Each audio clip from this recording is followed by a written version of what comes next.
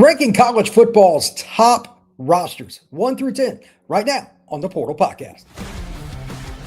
Locked On presents The Portal, the daily podcast covering college football recruiting and everything NIL. Part of the Locked On Podcast Network. Your team every day. Welcome back into the Portal Podcast, where you get your daily recruiting, NIL, and transfer portal scoop. I'm your host, Brian Smith, longtime college football recruiting analyst. Thank you for making the Portal Podcast your first listen here on the nation's #1 sports podcasting network, Locked On. We're going to be discussing Bill Connolly's prediction rankings mixed in with all of the returning production in college football based on talent, just the eye test, and production, all of it's combined. But overall, I want to use that at the beginning to talk about college football rosters, the top 10. This is going to be my list. We're going to get into that. And we're going to talk about the teams that just came on the edge of it.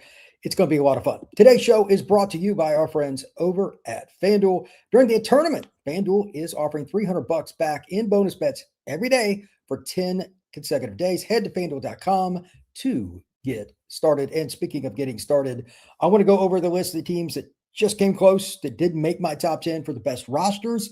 And I want to give you why on some of these. And I'm sure there's going to be pushback. If people don't like my list, if they don't think a team should have been left out, by all means, fire away. And this is early. We're in the beginning stages of spring, so bear with me. Alabama, they would have been my number 11. I really kind of went back and forth with them on a couple of teams. They ended up being 11th. So for whatever it's worth, the quarterback battle is a big reason why. I think about half of what you're graded on is quarterback. As much as that pains me to say, if you don't have a quarterback in today's game, college or pro, you are in big trouble. We don't know who the starter is going to be, and it could end up being great, but it's either Austin Mack or Keelan Russell, both very talented, but we'll see. O-line should be better. They brought in several new guys, but will they utilize it properly? I need to see that. Defensive line, they got 5 players coming in, 5, that are going to help that unit. They were already pretty good. But that back end of the defense, they took a few hits, but it's still going to be really good. Can they capitalize even more like that pick they had for the score against Oklahoma? We'll see. And the final part here that makes me just kind of wonder, like, he should be a top 5 player in college football, but he faded off last year. Ryan Williams. I don't know how to grade them in part because Ryan Williams was not consistent last year. It wasn't a lack of physical gifts. This is a kid that ran around 10.3 as a sophomore in high school. He was unbelievable. So that's my number 11. Number 12 is USC. And after that, I really didn't rank them. But O-line, D-line will be better at USC. They recruited well. A few of the freshmen will help the lineup. But most importantly, it's another year in the system, getting stronger, faster, and all that. They've gotten better in terms of not just portal additions, but high school a couple years in a row up front. Do they have a game changer in the back 7 of the defense? That's the other reason. They've got some good players. I don't know if they have a guy that is just definitively, no doubt about it, going to change games. They've got a few guys that are candidates, but I need to see it. And then finally, it's weird. I'm a very big proponent of Jaden Maeva, the quarterback. But the difference in him in road games and home games, kind of like USC, is weird. So it makes it hard to rank them in terms of just raw talent. I think he's one of the top 5 to 7 quarterbacks in college football. But is Jaden Maeva a guy that gets you over the top and should make you a top 10 team? It's debatable. He's one of the hardest guys to grade. Florida, despite John Summerall coming in with all the transfers, that's still a pretty good roster. O-line, D-line, they lost their best player at nose guard.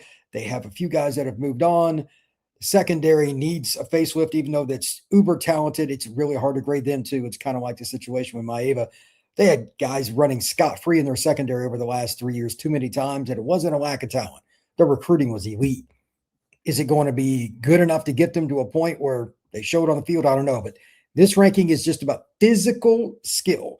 It is still really high. Tramell Jones and Aaron Philo are competing for that starting quarterback job. Of course, if you don't know, Buster Faulkner, the OC at Georgia Tech, came down to Florida, and now he brings Philo with him. That's a transfer portal quarterback with a lot of talent. He's been in the system for 2 years. Now it's just a UF. We'll see. Running back room, Jaden Ball, about as good as any running back in college football. They have plenty of speed at wide receiver. Not sure about tight end, but it shouldn't be terrible. O-line, D-line, though, that's going to be the difference. I still think they need to take another step forward. We'll see, but they're still a good roster against a pretty tough schedule again this year for Florida. Clemson, this is the puzzling one. They had the most returning production per Bill Connolly's rankings last year. and they went into the abyss. They lose Cade Klubnik. I think they're going to figure out the quarterback situation and go with Vizina. I don't know, though. I know that it's an open competition from speaking to somebody at Clemson earlier this spring, but we'll see. Vic Burley and some other guys that have been recruited have come through the system. He's a redshirt junior that's from Warner Robins, Georgia. Was a highly touted guy at D-tackle. They've got a really good wide receiver room. Wesco and all those. I mean, they got speed like crazy. Can they get him the ball? Running back is not where it needs to be at Clemson. They got probably a pretty good starter, but it's probably not where it needs to be. Elliott Washington transfers in. He's a really good corner. Ashton Hampton was a kid I thought was going to play safety in college. He's been a corner at Clemson. They're good. But overall, this is not as deep a team, and the quarterback / offensive line, defensive line is not where it needs to be. This is somewhere between a 15 and 20 roster, probably. It's unbelievable I'm saying that about Clemson, but that's how I feel it is right now. Texas Tech, they get Brendan Sorsby in. That tremendously helps them. Tremendously. D-line, they go and they just hammer it again. But do they have the offensive linemen, especially from the high school ranks? Probably not. I think they're going to struggle again. There's a good chance they go undefeated, but I don't think they'll go very far in the playoff because I don't trust their O-line until otherwise proven. Penn State, Rocco Becht, and roughly 20-some players from Iowa State come over. They kept some players at Penn State, picked through the portal in different spots. They've got a really good staff, but this is kind of like Clemson. They're probably a year away. Kobe Howard coming in at receiver. Last year probably should have played. He's a guy to look forward to. He's very fast. Kid from the state of Florida that I know. But that roster is probably a year away. They should have a pretty good year. Schedule is pretty easy, but they're not a top 15 roster. They're probably just below that, or maybe 14, 15, but they're a year away because they don't have the depth. They don't have enough playmakers. They lost too many guys. Michigan, they got Bryce Underwood. That's a heck of a start. I think they're good. Trenches will still be pretty good, but do they have enough depth? I don't know. Well, we'll see. If they have any injuries up front, that would be a little concerning. Secondary, still have some pretty good talent. One of their key freshmen transferred to Notre Dame. That's unfortunate. Linebackers got some talent, but they don't have as many guys as they need outside Marsh, like he's the stud receiver that was a freshman last year, as playmakers. And until that offense takes another step forward, they're probably not where they need to be. BYU, this is one of the harder ones as well. Power football, the trenches are good. Obviously, Barry Bachmeier is a good player. Does a guy like wide receiver JoJo Phillips take another step forward? They lost Jack Kelly. He had 10 sacks last year. They do have LJ Martin back at running back. They've got a great chance to make the college football playoff, but that game against Notre Dame is going to be important. If they don't get better at corner and receiver, like a full step forward where they have somebody that can take away an elite NFL player on defense, and they have a home run threat that just wins one-on-ones over and over, I don't think they'll get over the top, but they're at least on the cusp once again. Texas A&M, 4 new offensive linemen. That's tough. Marcel Reed, he's talented, but he doesn't always make the best decisions. It makes me kind of question where they are at quarterback. He has to take that step. They did lose Casey Concepcion. They got Ruben Owens back at running back. He's really talented.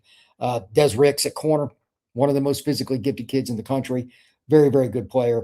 And their wide receiver room is still grotesque. Even though they lost Concepcion, they're going to be very good.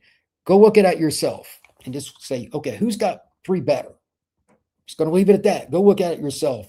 It will surprise you if you start looking at the stats and who they have. If Reed takes a step forward, even though the O-line probably won't be quite as good, this could be one of the best passing offenses in college football.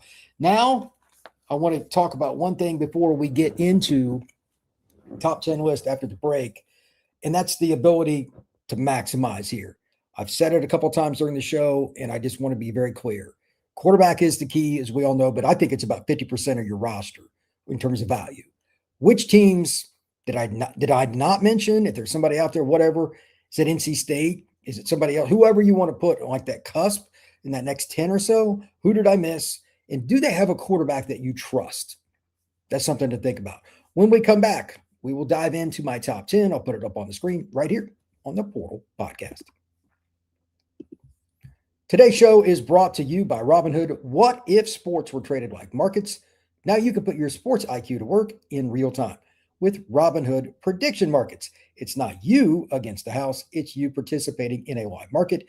You can buy or sell your positions live all game long. Use your sports knowledge in the moments that matter. Robinhood prediction markets change the game. People moving the action, so when momentum shifts, you can move with it. You always knew the game, but never had a dynamic way to apply that knowledge. Now you can actually take part live in a market powered by people. So you're no longer just a spectator. Play-by-play, you decide. Trade every play with Robinhood, now available across the United States. Download the Robinhood app to begin today. We are also brought to you by our friends over at Indeed. Workplace chaos, deadline stacking up, inbox is overflowing, and the one person you have to fill that spot is still sitting open. When the pressure's on and you need the right hire, this is a job for sponsored jobs. Indeed, sponsored jobs helps you reach the people who actually fit what you are trying to get done with skills, experience, location. So you're not just hoping somebody stumbles across your job post. And here's the stat that says it all. In the minute roughly that I'm going to be speaking with you, companies like yours, 27 hires are made by Indeed, according to Indeed data across the world. So if you're hiring, spend less time searching, more time interviewing with Indeed sponsored jobs. With that, also, you're going to have less stress, less time, and more results, more money in your pocket. When you need the right person to cut through the chaos, this is a job for Indeed sponsored jobs. You will also get a $75 sponsored job credit to help get your job the premium status that it deserves at Indeed.com/podcast. Again, Indeed.com/podcast. Terms and conditions apply. This is a job for Indeed sponsored jobs. As a reminder, you can use code MARCH to get a part of the Everydayer Club for 1 month free. Then after that, all your audio pods will come without any ads. There is a Discord and more. Check out the link below. Again, use code MARCH for your first month off. Now, let's talk about my top 10. And again, just to kind of go over it, quarterback to me is massive, probably even more than most people. Seeing what I did the last couple of years, experience at quarterback, seeing the guys that make plays in the playoffs, I'm going to go with the experienced quarterback. Sometimes the transfers, sometimes the returning players. That's very key. And also O-line. With my top 10, we're going to go through this. You're going to see this over and over again. Offensive line. Did you recruit high school offensive linemen? That is the key. And this is not my ranking for like who it's going to be for the top 10 teams of the country. Again, this is the most physically gifted rosters with transfers mixed in. And again, shout out to Bill Connolly at ESPN. He does a great job with his rankings. Real quick, he uses the portal guys for production as it goes in, and that's part of it. But here are my top 10 in my order. We'll just go descending here. I got Notre Dame on top because Carr's a top 3 quarterback. They're maybe the only team in P4. They're one of very few, if they're not the only. They don't have a transfer offensive lineman. They don't need one. They lost multiple guys to the NFL, and they still have more guys ready to start than they have positions available. It is insanity at Notre Dame's offensive line position. They finally have playmakers. Notre Dame added Mylan Graham. Just as an example, he may take Jaden Greathouse's spot at slot. At worst, he's going to be another playmaker. They are loaded at receiver. I haven't said that in a very long time. Depth. Every single player that's on that depth chart in the 2 deep has a chance in some capacity to play in the NFL. They're probably going to have about a half dozen first-round picks off this roster right here, if not more. And again, high school recruiting. They retain elite players, and then they just pluck in a few players from the portal to get over the top. I think this is the best balanced roster, with Carr and the O-line being pretty much the catalyst. It's very close. I also thought Ohio State, Texas, and Miami were right there. You could have put any of those 4, and I would have been fine. But I went with Notre Dame again because I think the O-line experience they have, the talent combined with Carr is the best. Ohio State with Jeremiah Smith, he made it very difficult. It was like 1A, 1B because there is nobody else quite like Jeremiah Smith in football. And you have Julian Sayin at quarterback, the running back room with Bo Jackson, and that's a good young group. They're very good. The O-line is primarily high school kids that they developed through that group. It's a possibility that all of them end up being starters from the high school ranks that they brought in. They've done a nice job. And then defensively, they've got a bunch of kids that have stuck around. They've paid their guys. They've kept them with their NIL. They've done a great job. Texas, they had a Cam Coleman. You add a 6'4", 200-pound guy that runs like a gazelle to a group of young linemen that are better. You added some pieces on defense. You added some pieces on offense. And, of course, you have Arch Manning in year 2. That's a great recipe. On top of that, this is the other thing. They added, I don't know if enough people talked about this, Rasheed Biles is going to be playing right behind Colin Simmons. If there's a better linebacker DN combo in college football, I don't know who it is, but that's a pretty good one. That is right there is about as good as it's going to get. If Texas ends up in the Final Four or winning it, would it shock anybody? No. One of the main reasons I didn't rank them number one, I still don't trust Arch in terms of all the things that he does. I don't think he trusts himself because sometimes his technique is off and all that. But physically, he's got a lot of gifts. If he takes that next step, Arch Manning in Texas could absolutely win the title. Miami, the only reason I didn't put them at the very top, because I got Mensa as my number one quarterback overall, is the offensive line recruits. They will be good, but they lost 4 starters. That's still very, very hard to replace, and they've recruited at an elite level. Running back room, I would right now rank Miami number 1 in the country. D-line recruits, Justin Scott. Remember that kid? He's a junior now. He's went through the practices to earn that spot last year, started to really ascend. He will be counted on this year. They do lose Bain. They do lose Mesidor. I get it. But that's a very deep room and wide receiver. They added portal pieces, and they've got really good players to go along with, obviously. Like Malachi's as good as it gets. And they had Cooper Barcade along with Mensa from Duke. So they are a loaded roster. O-line is the only reason that they're not number 1 overall, in my opinion, because it's so balanced. But again, they've recruited well, so it could work out anyway. Georgia, O-line, D-line recruiting, it's pretty much like Notre Dame. They're pretty much on par. Gunnar Stockton, I'm just not going to take him over CJ Carr, no offense, but he's good. Elite DBs. That secondary will be gross. Linebacker has got depth. They've got speed. They've got size. It's probably the best room overall, I think, in the country, especially with how Glenn Schumann coaches it. And the running back room is pretty darn good. It is probably not given enough credit. LSU, I'm questionable on where I should put them because I don't know how to rank Sam Leavitt at quarterback because he's coming off Liz Frank injury. I've spoken about that many times right here on the Portal Podcast, but he is very talented. They get Jordan Seaton. In my opinion, the number 1 overall portal player. He's a left tackle, has a chance to be a top 5 pick after this next year. And they've got some experienced offensive linemen this year because of last year's inexperience. A lot of those guys are back. That will help.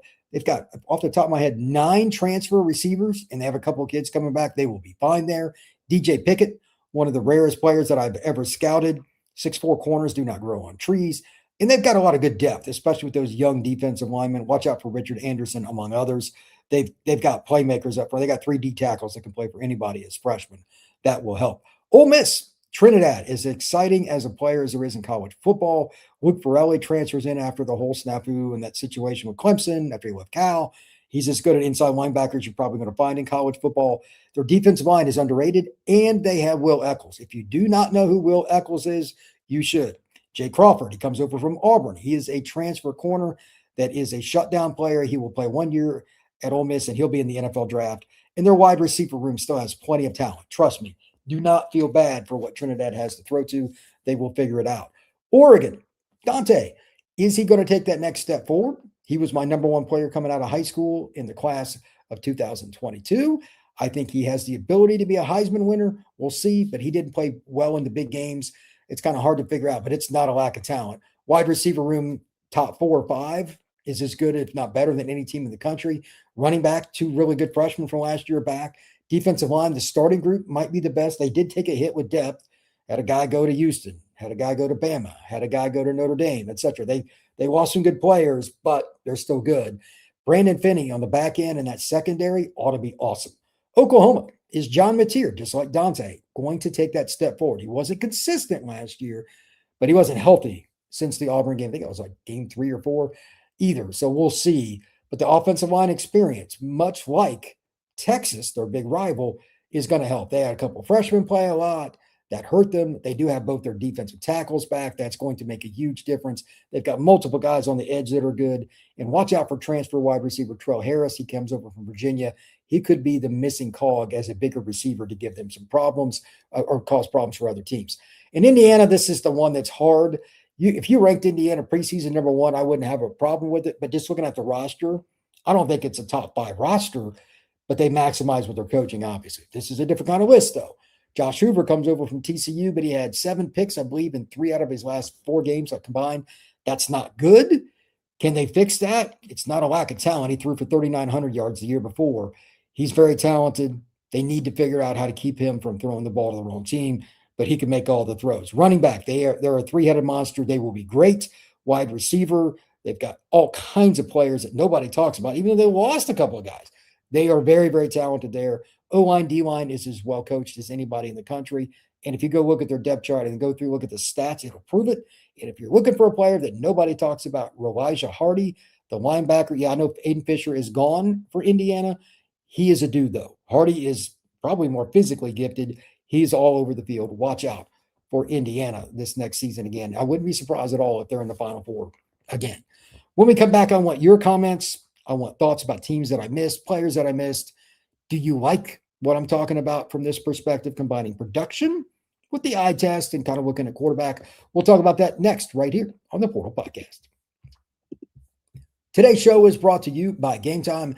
The biggest stretch of the college basketball season is right now, man. We got all the stuff going on with the college basketball tournament, buzzer beaters, bracket busters, and everything else. And the Game Time app gives fans the advantage with constant innovation.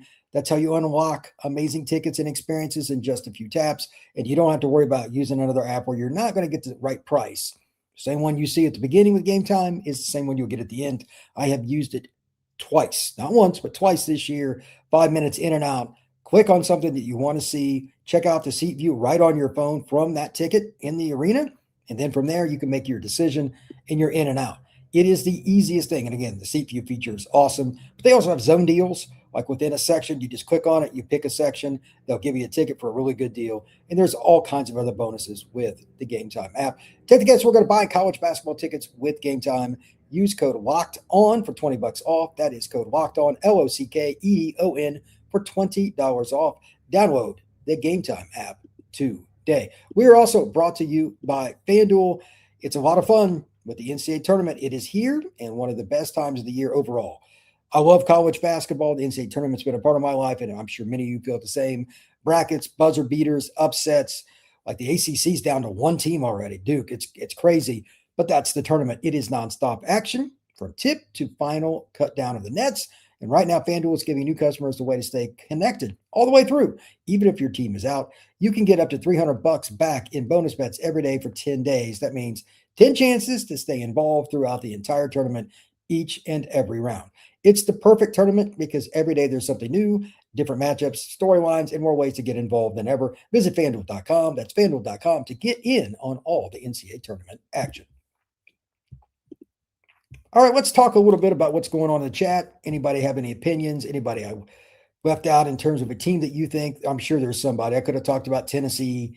That's another team that's got a roster that's probably right there. But you know what? It's really hard to get down to that nitty-gritty. Somebody's got to be off the list. But anyway, let's see what we have right here. Salty, Notre Dame, Ohio State, and Texas have the best rosters in that order. That's what I've got too. Am I wrong? And why? That's the same three that I have at the top, Salty, but I mean, everybody's got their own opinions. How valuable was the Notre Dame transfer Pat Coogan to Indiana's offense last season? I had never seen a lineman win the offensive MVP in a New 6 game day playoff game or any bowl game before. That's pretty impressive. I mean, he was good at Notre Dame, but he wasn't like unbelievable. I also think the O-line coach at Indiana is the best O-line coach in the country. He maximized Pat Coogan's ability. Salty, given the success he has had with a roster taken from the island of misfit toys, are standard measures such as star ratings useless when evaluating Cignetti's teams? Not useless, but Cignetti's made it clear. I'll give him credit. I take players with proven production. He would rather have an FCS kid that came in, did the right things, didn't get in trouble off the field, leader, all those things, and had stats to go along with it. Not one or the other, both. And then he finds a way to plug them into his systems.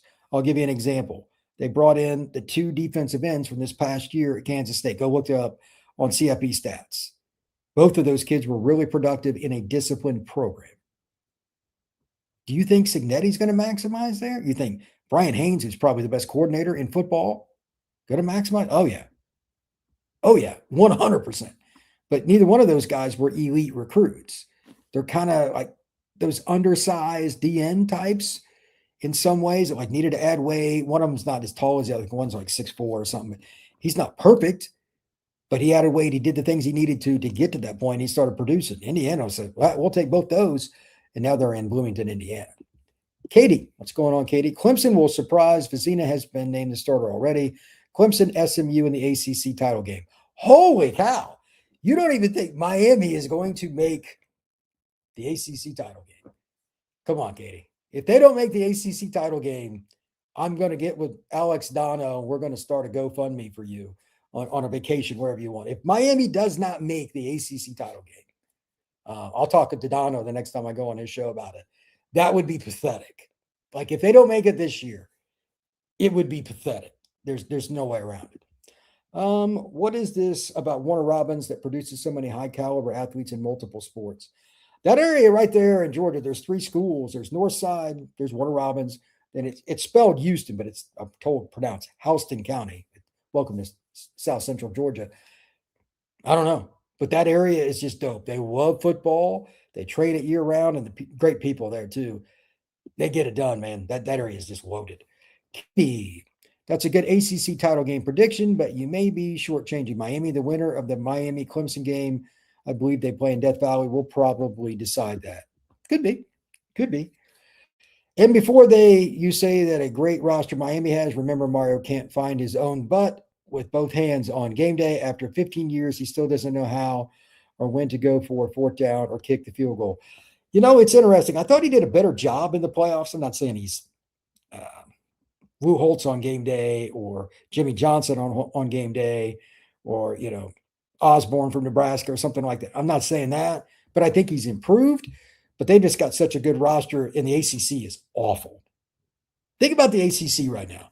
BC, Virginia Tech, all these different teams that are just like more or less restarting. Virginia was pretty good last year. They lost their quarterback. Duke lost Mensa to Miami and Bargate. Florida State is down. Like, the league is bad. SMU is the second best team, and I don't even think there's anybody close to those two right now. I really don't. Florida State could give SMU problems because that's game 2, but the league itself is bad. Katie, I agree. Believe me, I detest the head coach, but Miami is such a soft schedule this year that it may be almost impossible for them not to make it to the title game. Even if they lost Clemson, it could be possible. Yeah, because Florida State's bad. They don't play SMU, by the way, so it's very interesting. Mario is the absolute worst time management head coach in college football. His game day dumbassery will lose 2 games a year every season.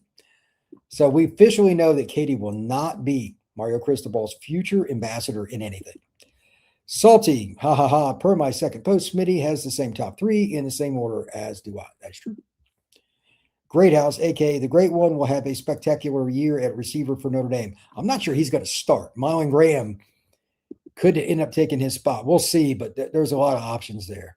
Notre Dame's roster is absolutely loaded. Oregon at 8 is insanity. Clanzano at it again. Okay, yeah. You can say whatever you want, buddy. You can have your own list. I backed up my reasons. O-line, D-line is not the same. They lost a lot of talent off that defensive line depth. O-line's not great. Dante hasn't proven to be great in big games. You don't like it? You can hit the road. Whatever, brother. Katie, Texas is like Miami in that they will lay a couple of eggs at just the wrong time every season. Texas' schedule is crazy, too. They got to go to A&M, if I remember correctly. They got Ohio State at home. I believe they've got 2 or 3 of the big dogs in the SEC. I don't have their schedule in front of me, but, it's tough. And obviously they play Oklahoma again. If Texas goes 10-2 or better, they've earned it. 9-3, as long as the games are close, they might be the team that gets in at the very end. When Dante Moore did bad. I think you mean bad. Well, the game against Indiana, the first play of the game was pick 6. He was awful against Indiana for the most part the first time they played. He's had some struggles against teams that have better defenses. I think part of that was Will Stein. I just think they threw too many screens. I know Dante. He was my number 1 player coming out of high school. Saw him play live. He was awesome. But at the same time, he's not been good in big games. That needs to be rectified. He was okay against Penn State. That had a pretty good defense, but he wasn't great in that one either. Who has he done really well against? He had a lights-out game that was a top defense. That's my concern with him. Now, he's got a second year. In your first, second year, sometimes that works out. Mario has good coordinators to assist with his flaws. 100%. That's from Hurricane Chicks. That's true.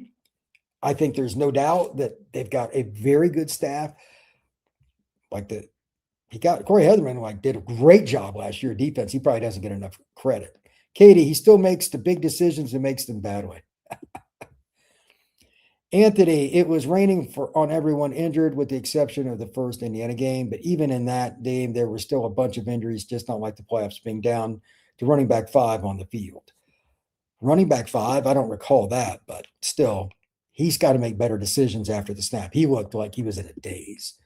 And I'm not the only one that says that either. My guy, Spencer McLaughlin's the biggest Ducks fan I know. He runs Locked On Ducks. He was not happy with Dante either.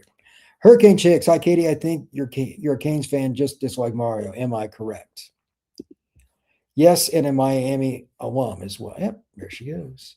Hurricane, 2 degrees. Very impressive. Thank you, says Katie. What's going on, George? I am real excited to see Brock Schott on the field for the Hoosiers next season. He's a tight end that transferred in from Miami. He's a very, very talented player. Yeah, probably did make a lot of people happy there.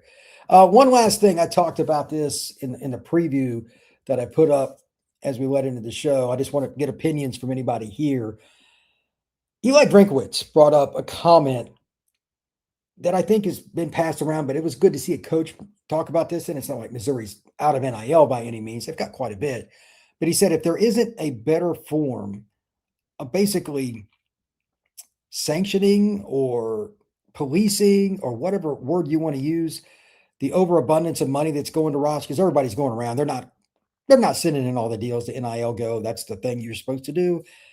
If we don't do that, there's going to be a haves and have-nots.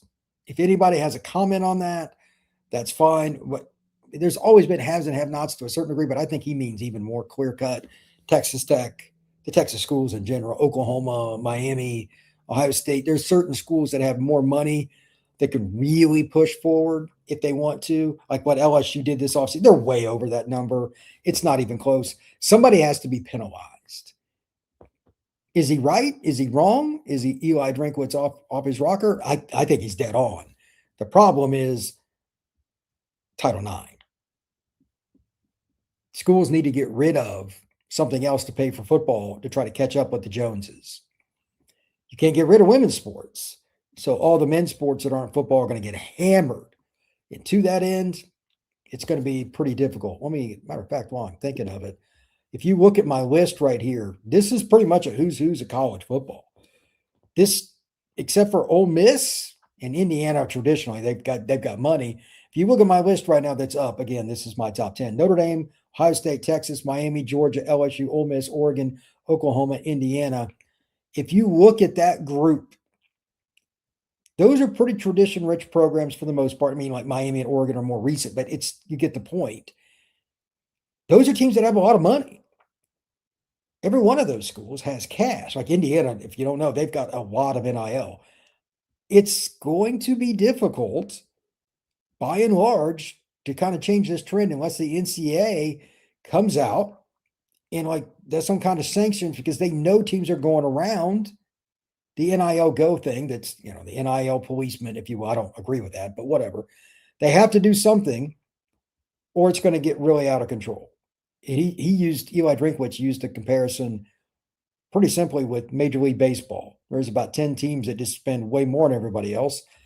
And Eli Drinkwitz wouldn't be wrong. Again, Notre Dame, Ohio State, Texas, Miami, Georgia, LSU, Ole Miss, Oregon, Oklahoma, Indiana. Those are my top 10 rosters. Not saying that's what I'm going to rank everybody. It'll be different than this.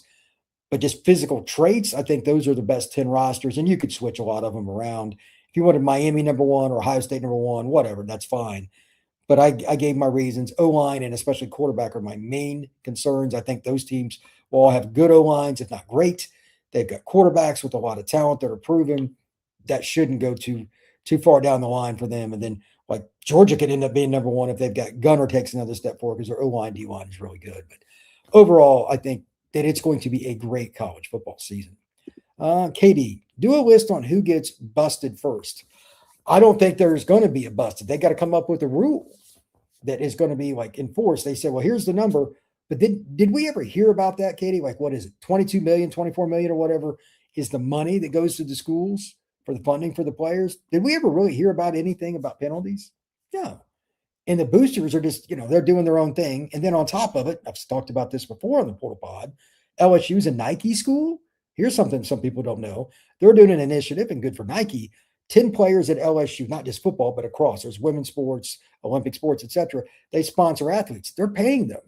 Certain schools have major advantages. If you're like a Nike school and you're a premier Nike school, there's probably going to be somebody get some money that doesn't have to come out of the kitty from the university. Nike's paying for that. Do you think Minnesota's going to get the same deal? I think they're a Nike school, but they're not. There's no way to make it even.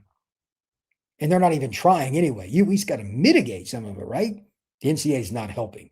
That's Eli Drinkwitz's point, and I think he's 100% accurate with that. Hunter Hanna. It's funny how these players on Indiana weren't viewed as good players by recruiting services, but now they are because they proved it. Same will be said about Auburn in 27 with Golish's guys. Could be. I mean, Auburn's got a bunch of transfers in. Some are G6, etc. But we'll see. By the way, Byron Brown is only there for this year. So that's going to be interesting to see where Auburn is. But Auburn's roster is a heck of a lot better than what it was. That I can assure you. I'm high on them to cause problems in the SEC this year. However, Auburn's schedule is awfully difficult. Very, very difficult. They play Florida early. LSU's added to the schedule. Yeah, it's going to be tough. Georgia, Alabama. That's tough, man. That's tough. I've got Alabama as my 11th roster, and going back to it here, just looking, I got Georgia as 5th. I got LSU as 6th. That's pretty tough. You still got Florida on the roster, just off the top 10. Good luck to Auburn this year. That is going to be tough. Thank you once again for checking out the Portal Podcast. It has been a pleasure. Everybody have a good day. We will see you again soon right here on the Portal Podcast.